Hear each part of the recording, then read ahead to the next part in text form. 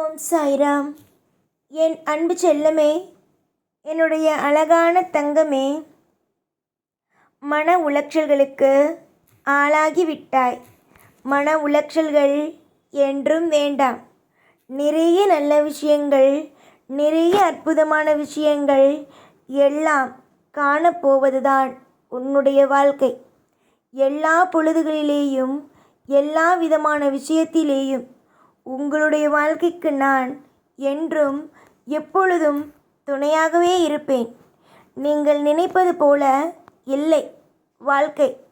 மிக மிக வெற்றிகரமானதுதான் வாழ்க்கை. நிறைய பேர் நினைக்கிறார்கள் வாழ்க்கையா மோசமானது என்று. ஆனால் வாழ்க்கை மோசமானது இல்லையம்மா, அது நல்ல விஷயம். புரிந்ததா?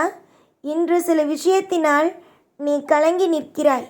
சில விஷயத்தினால் உங்களுடைய வாழ்க்கையில் நிறைய இடத்தில் நிறைய பொழுதுகளில் அழுதுவிட்டீர்கள்.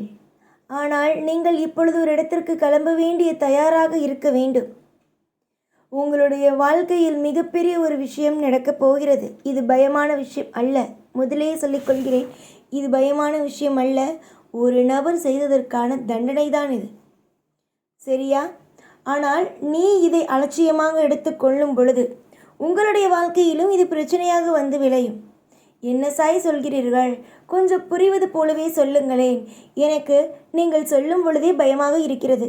எதுவாக இருந்தாலும் கொஞ்சம் விளக்கமாக நீங்கள் சொன்னீர்கள் என்றால் எனக்கும் அனைத்தும் புரியும் அல்லவா என்று நீ கேட்கும் விஷயங்கள் எனக்கு புரிகிறது. தங்க பிள்ளைகளே, வாழ்க்கையில் எல்லா நேரத்திலேயும் எல்லாமும் புரிவதல்ல. கொஞ்சம் நிதானமாக கேளுங்கள். உங்களுடைய வாழ்க்கையில் எல்லாம் புரியும். நிறைய சுவாரஸ்யத்தோடு உங்களுடைய வாழ்க்கை அடுத்த கட்டத்தை நோக்கி பயணிக்க இருக்கும் பொழுது இதற்கு நடுவே நிறைய ஆபத்துகள், நிறைய விதமான தடைகள் வரலாம். ஆனாலும் அது எதையும் நீங்கள் மனதுக்குள் வைத்து கொள்ளாமல் உங்களுடைய லட்சியத்தை மட்டும் நோக்கி பயணம் செய்ய வேண்டும். எப்போ பார்த்தாலும் எல்லா இடத்திலேயும் கவலை கொள்ளாதீர்கள். கவலை என்பது ஒரு மனிதனுடைய வாழ்க்கையில் இருக்கும். ஆனால் அதை கண்டு கொள்ளக்கூடாது. அப்படி கண்டு கொண்டே இருந்தீர்கள் என்றால் அது உங்களை ராஜ்யம் செய்ய ஆரம்பித்துவிடும். நீங்கள் உங்கள் வாழ்க்கையில் தோற்று போய் விடுவீர்கள். அதனால் நான் இப்பொழுது சொல்லும் விஷயத்தை கவனமாக காதில் வாங்குங்கள். காதில் வாங்கினால் மட்டும்தான் நான் என்ன சொல்ல வருகிறேன் என்பதே உங்களால் விளக்கமாக புரிந்து கொள்ள முடியும். நீங்கள் ஒரு இடத்திற்கு புறப்பட தயாராக இருங்கள். நான் இப்பொழுது சொல்லும் விஷயத்தினால் உங்களுக்கு சில கஷ்டங்கள், அதாவது என்ன இது சாய் இப்படி சொல்கிறார் என்ற ஒன்று தோன்றும். ஆனாலும் எதையும் எப்பொழுதும் எந்த ஒரு நிமிஷமும் நான் காரண காரியம் இல்லாமல் செய்யவில்லை. ஆனாலும் இதை நீங்கள் அலட்சியமாக விட்டுவிட்டீர்கள் என்றால் உங்களுடைய வாழ்க்கையில் பிரச்சனைகள் வருவதற்கான அதிக வாய்ப்புகள் நிச்சயம் உள்ளது. எப்போ பார்த்தாலும் கவலைகள், எப்போ பார்த்தாலும் வாழ்க்கையில் வேதனைகள் என்பது இருப்பது ஒரு நல்ல விஷயமா? கிடையாது. ஆனால் ஒரு நபர் உங்களுடைய வாழ்க்கையில் மிகப்பெரிய ஒரு தொந்தரவுகளை கொடுத்து கொண்டேதான் இருந்தான். அவன் ஒரு ஆண். அந்த ஆண் தான் முதலில் உங்களுடைய வாழ்க்கையில் மிகப்பெரிய ஒரு துன்பத்தை கொடுத்து கொண்டே இருந்தது. உங்களுடைய குடும்பத்தில் இருக்கும் தலைவனை நிம்மதி இல்லாமல் ஆக்கியது. அங்கு உன்னுடைய துணைக்கு தானே இப்படிப்பட்ட பிரச்சனை, உங்களுடைய வாழ்க்கையில் எந்த பிரச்சனையுமே இல்லையே என்று யோசிக்கும் பொழுது ஒரு பெண்ணால் ஒரு பிரச்சனை வந்தது. ஆனால் இருவருமே ஒரே குடும்பத்தை சார்ந்தவர்கள்தான். முதலில் உன்னுடைய துணைக்கு பிரச்சனையை கொடுத்து கொண்டு இருந்தவர்கள் அடுத்தது உங்களுடைய வாழ்க்கைக்குள்ளும் வந்து விட்டார்கள். என்ன செய்வது ஏது செய்வது என்று தெரியாமல் முழித்து கொண்டே இருந்தீர்கள். காரணங்கள், தேவையில்லாத பிரச்சனைகள் வந்துவிடக்கூடாது என்பதற்காக. ஆனாலும் அவருடைய பிரச்சனைகளும் அவருடைய ராஜ்யங்களும் தலை தூக்கி விரித்து ஆட ஆரம்பித்தது. நீங்கள் அப்பொழுதுதான் முடிவெடுத்தீர்கள். யாரை நோக்கி போவது என்று தெரியாமல் எல்லா விஷயத்தையும் உபயோகப்படுத்திவிட்டு என்னை தேடி வந்துவிட்டீர்கள். அத்தனைக்கும் சாய் நிச்சயமாக ஒரு விடிவு காலத்தை வைத்திருப்பார் என்று. ஆம், விடிவு காலத்தை உருவாக்கி விட்டேன். ஒரு நபருக்கு ஒரு சில பிரச்சனைகள் வரலாம். ஆனால் எப்போ பார்த்தாலும் எல்லா விஷயத்திலேயும் பிரச்சனைகளாக மட்டுமே இருந்தது என்றால் அந்த நபரால் நிச்சயமாக ஒரு நிம்மதியான ஒரு வாழ்க்கையை நடத்த இயலாது. நான் ஒரு விஷயத்தை சொல்கிறேன். யார் ஒரு நபர் உங்களுடைய வாழ்க்கையில் எப்போ பார்த்தாலும் தொந்தரவுகளை கொடுத்து கொண்டு உங்களை நிம்மதி இல்லாமல் ஆக்கிக்கொண்டே இருக்கிறார்களோ அவர்களை என்னுடைய கையில் ஒப்படையுங்கள். அவர்களை நான் பார்த்து கொள்கிறேன். நீ என்னிடம் ஒப்படைத்தது போலத்தான் உன்னை எப்போ பார்த்தாலும் எல்லா நிலைமையிலேயும் கஷ்டப்படுத்தி வேதனைப்படுத்தி ஒவ்வொரு நாளும் உன்னை துக்கப்படுத்தி கொண்டே இருந்த நபர் மிகப்பெரிய அடியில் மாட்டி தவிக்கப் போகிறார்.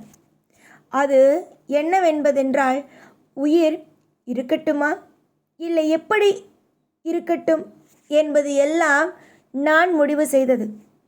ஒரு நபருக்கு உயிர் இருக்கும் வரைக்கும் தான் கஷ்டங்கள். அதை வைத்துதான் கஷ்டத்தை கொடுக்க வேண்டும்.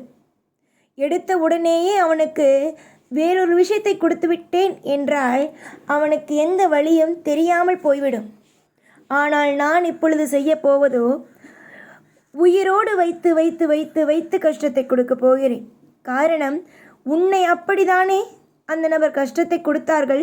குடும்பத்தோடு சேர்ந்து, தனியாளாக அல்ல, குடும்பத்தோடு சேர்ந்து உன்னை வாட்டி வதைத்தார்கள்.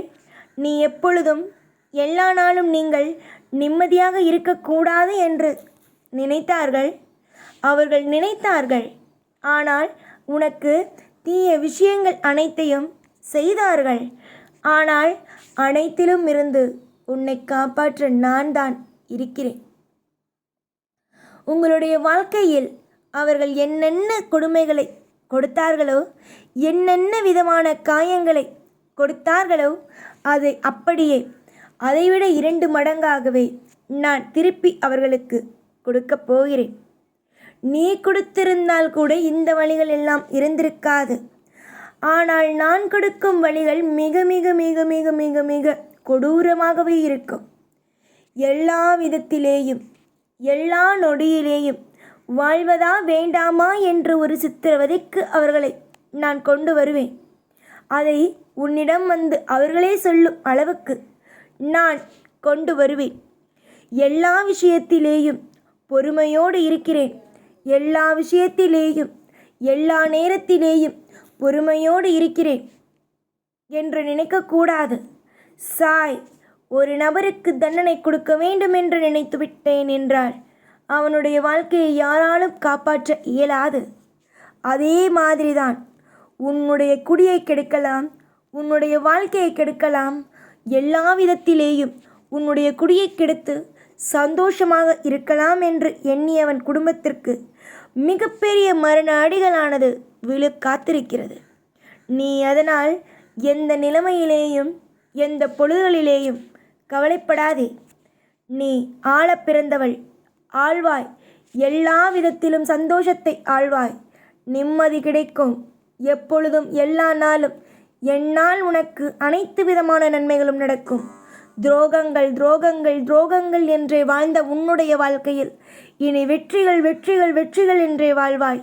இதை அனைவரும் பார்த்து வியப்பார்கள். எல்லா காலத்திலேயும் எல்லா நேரத்திலேயும் ஒரு சில விதமான தடைகள் இருந்தாலும் அந்த தடைகள் அனைத்தையும் நான் நிச்சயமாக சத்தியமாக எடுப்பேன். சந்தோஷமாக இரு.